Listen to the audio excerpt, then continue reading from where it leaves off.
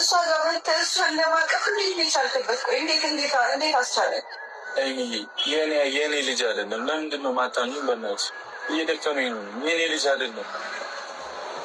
የኔ ልጅ አይደለም ከማለት ውጭ ምን ልበልሽ? ቅመም መደሰት ይራቅሽ የተባልኩ ሰው ሆኛለሁ እኔ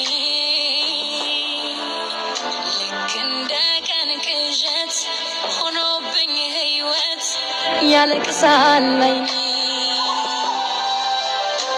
ምክንያት አጣሁለት በህይወት መኖሬን በህይወት መኖሬ የምወደውን ሰው ሳጣው የራሴን ስቀር ብቻዬን እህህን እያልኩኝ ቆሜያለሁ እኔ